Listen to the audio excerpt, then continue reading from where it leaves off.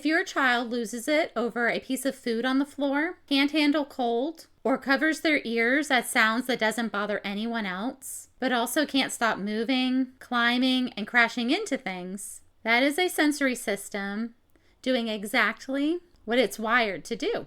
And understanding it can change everything about how you respond. I'm Mary Ellen, and I share practical support for neurodivergent families when everyday life feels harder than it should be.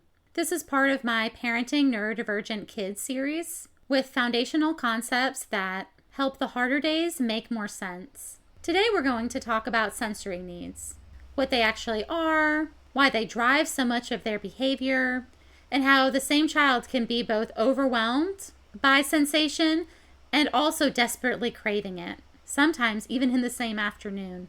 Okay, let's get started. What sensory processing actually means. Every brain takes in information from the world through the senses. Not just the 5 senses that you learned in school.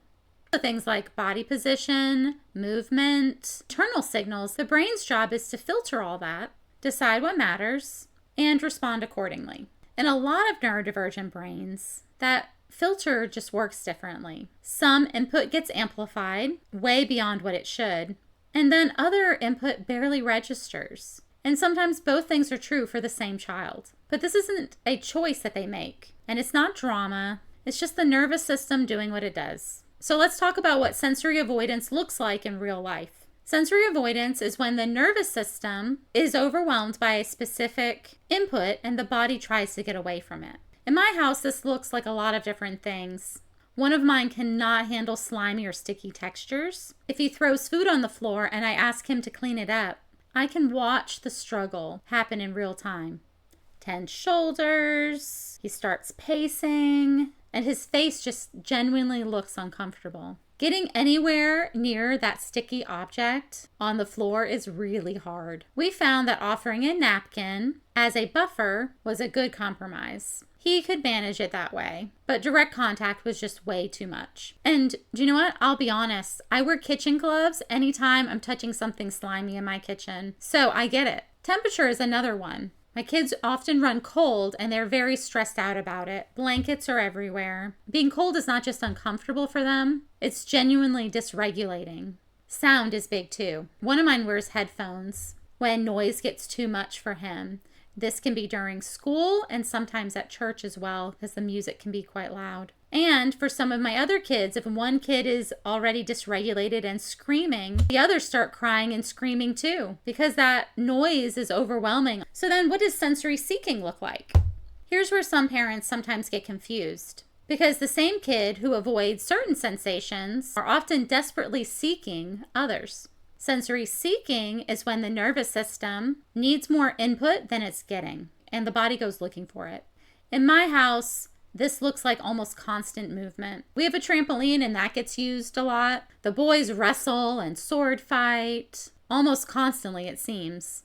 And a lot of that is genuine sensory need for heavy pressure and impact. And it's not just roughhousing. They all love fuzzy blankets. They want to lay on each other and cuddle. They often need to be touching someone. That's tactile seeking. The nervous system is just saying, I need more of this input to feel regulated. When you understand seeking behavior as a need rather than a behavior problem, you stop trying to eliminate it and start trying to redirect it into something that works for the whole family. That trampoline exists for a reason. It's just an absolute tool that my kids use all the time. So, avoidance versus defiance. How can you tell the difference? A lot of sensory avoidance looks like defiance. And for years, my husband and I thought that's what it was. A child who refuses to clean up, won't put on certain clothes, melts down over food touching on a plate, covers their ears and screams in a store. From the outside, that can look like a child who is choosing to be difficult. But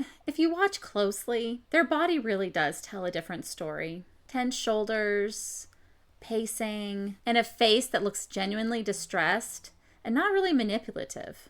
And the response may seem way bigger than the moment warrants because to their nervous system, it is bigger and the discomfort is real. Defiance has a different quality to it. It seems more deliberate and more targeted. Sensory overwhelm looks more like a system that is flooded and trying to cope. You can see the overwhelm. And I'm not trying to say that kids don't push boundaries, because they do.